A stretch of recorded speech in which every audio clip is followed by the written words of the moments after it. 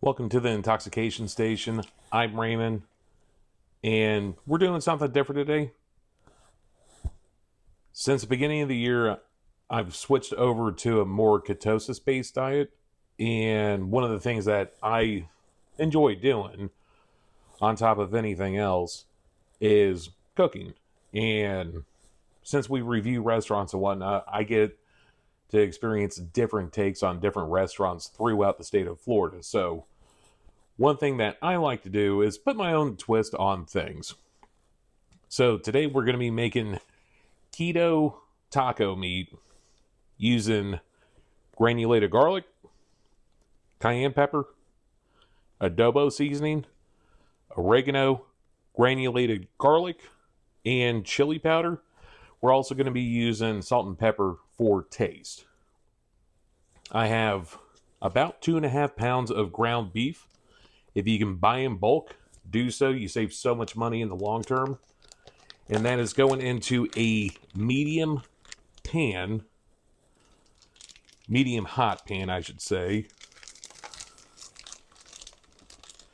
where we are going to brown up the beef just a little bit. Now, I am using a wok mainly because that's the only thing I have at the moment, but it's very efficient for cooking a lot of food in without being too cumbersome.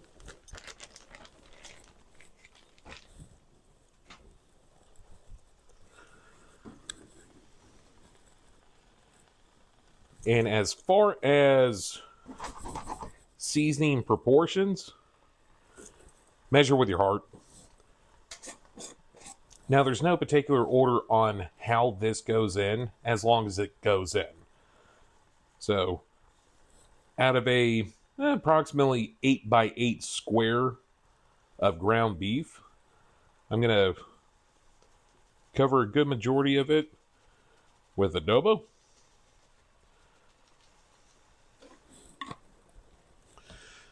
Going to do a little bit of cayenne pepper for a little bit of kick, and is great for a metabolism boost.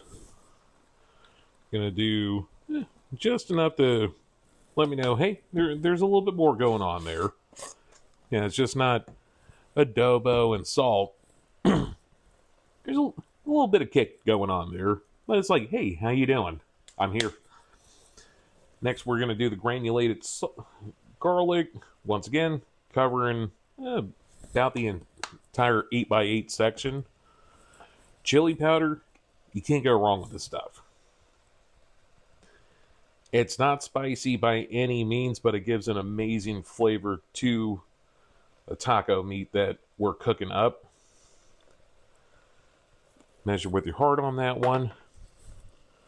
Onion powder, may have said granulated onion before. That would be best in this situation, but onion powder works just as well. Go through and put as much as you feel on that one. And oregano leaf. Not a whole lot, just enough to give it a little bit of definition behind the flavor. That way it's not so boring of a taste. Now, biggest thing, meat butler. I can't explain this other than it's probably the best thing for ground beef that you could possibly use. It also works out really well with shredding chicken. I haven't done it with pork yet, but essential piece of equipment when it comes to this. Now, as it goes through and browns up on one side, we're going to go through, agitate the meat a little bit just to get some of those seasonings distributed.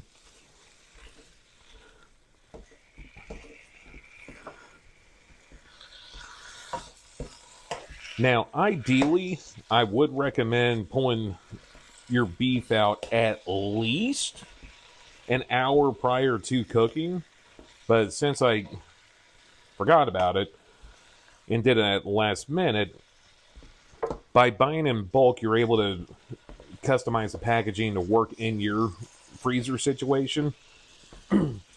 And in doing so, I was able to take a 1 gallon size zip top bag and spread the meat out thin enough to where it can be defrosted enough to cook within about 15-20 minutes if you run water over it. Maybe a little bit longer if you just let it sit out in the sink to unthaw a little bit. Now, as far as that goes, um, part of the reason why I went on to keto, this is my second time doing it fully, is I noticed when I was on keto before several years ago that I was just able to function better, had better mental clarity. Then I lost a lot of weight first time around. First time around, when I started keto, I weighed 330. And by the time I got off of it, due to career change, about almost 10 months later, I was down to 265. And that was just strictly off of diet alone.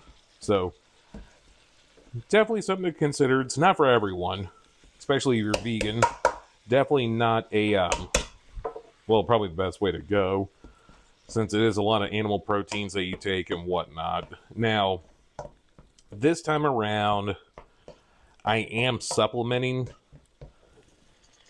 more vegetation in my meals, because with the taco meat that I'm cooking up, this typically lasts me anywhere between 3, possibly 4 days.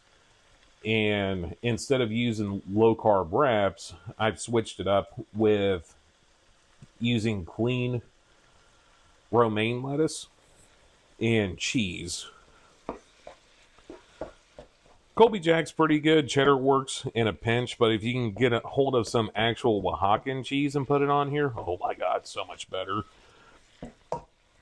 Now, as this is going through and browning up, it's going to have a lot of fat that pours off of it. We're actually going to utilize that fat to create a little bit of the sauce. It's going to be more of a reduction by the time we get done with it, once we get to the point where the meat's brown enough and cooked all the way through before we ramp up the heat to boil off some of that water, thus making it a really fatty, good sauce that works well for putting it in the refrigerator for a couple of days. Ooh, it smells good. Now, ideally, at least for me, I try to make it as simple as possible for portioning out whenever I do put this in the either the low carb wraps or the romaine lettuce leaves, by making it as fine as possible as far as the chunks go. Just because when I eat first thing in the morning, like this is actually my breakfast taco mix I'm making. When I eat in the morning, I'm usually in a rush. I want to get going, and it's easier to cook at home and control what goes into your body at home versus going to fast food restaurants. That, and it honestly ends up being cheaper in the long run. That you have actual meat going in your body, you have actual seasonings going in there. It's not over seasoned. There's not a lot of fillers. There's no sugar being going into it. Whatever the case may be. Just depends on how critical you want to be with your ketosis diet. I imagine this is going to be kind of a niche video, but yeah, it's what it is.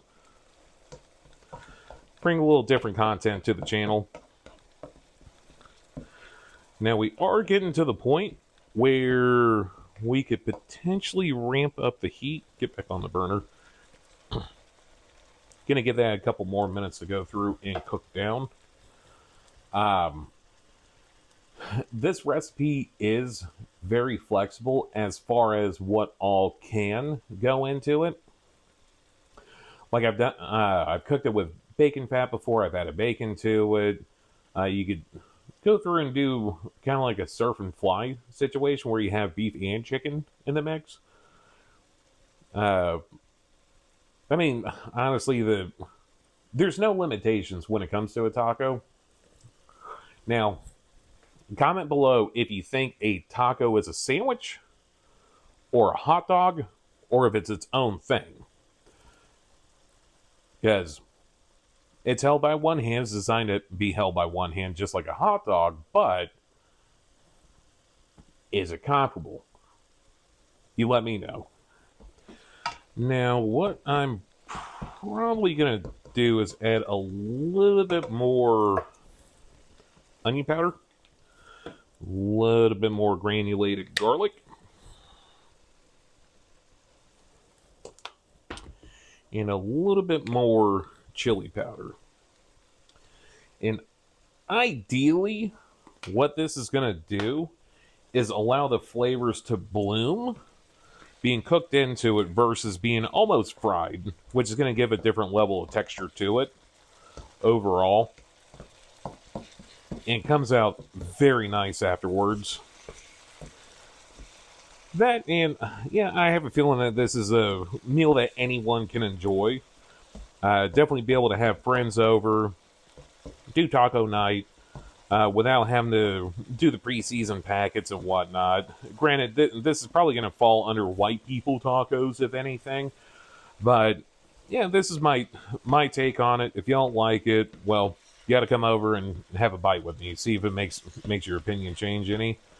All right, we are at the point where the meat's thoroughly cooked through. Make sure the heat's on there all the way, and crank that. Now, by cranking up to high, we're going to partially fry the beef in its own fat, releasing a lot more complex flavors, releasing a lot more proteins. That way it's easier for the body to digest. And just all around give it a way more in-depth flavor. Now, as you can see right there, the fat that is piling up in there, being that we're on keto, we need that. Because we're not going to add water to this. No sense of adding water to it if you don't need to.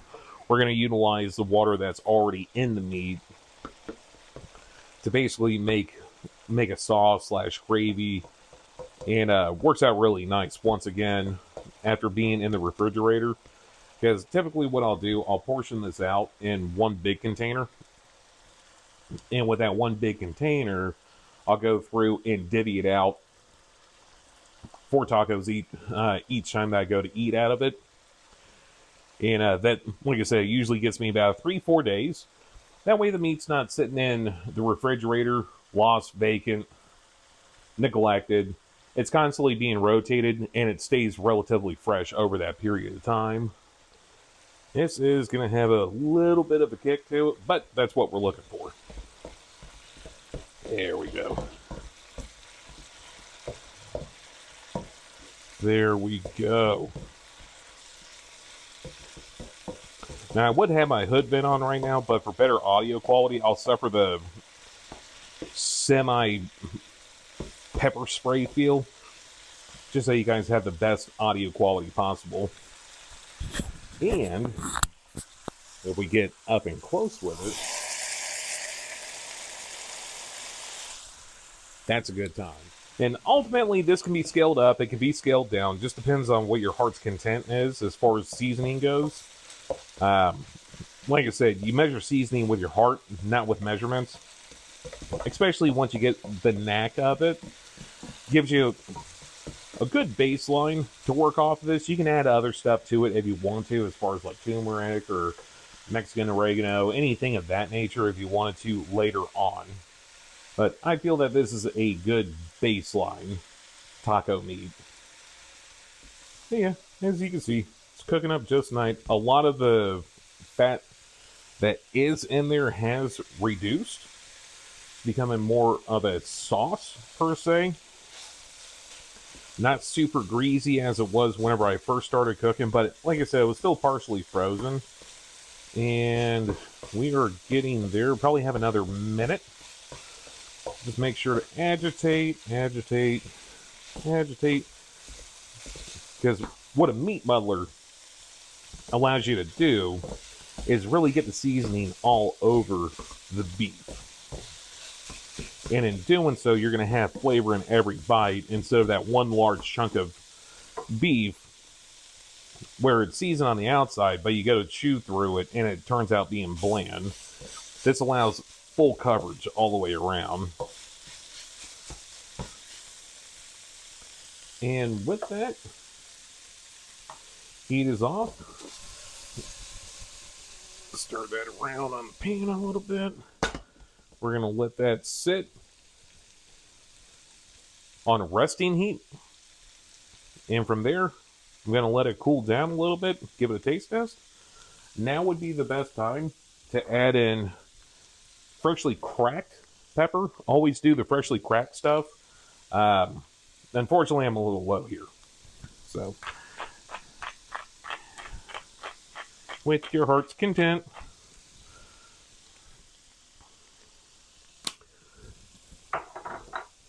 Now, salting is also going to be up to you as well. With the adobo seasoning that I use, the red top, that's going to be full sodium compared to the blue top, which I believe is low sodium, which that should have more than plenty salt to go in this without being too salty or whatever the case may be, because even though we're on keto and we're ingesting a lot of fat, still got to look after the blood pressure. All right. Gonna grab a spoon and give it a taste test.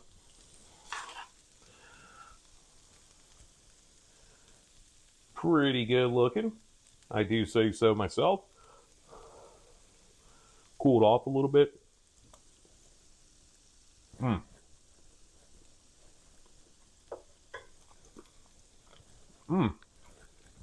Oh, God. I do have to say, kind of impressed myself on that one. But that's my taste.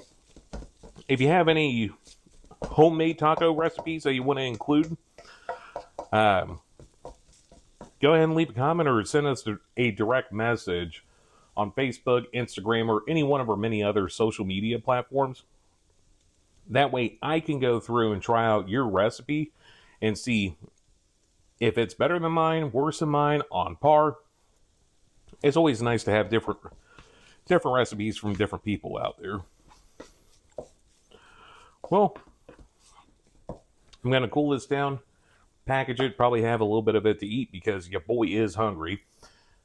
I'm Raymond with Intoxication Station. I do appreciate you. Thank you for viewing in, and we'll catch you later.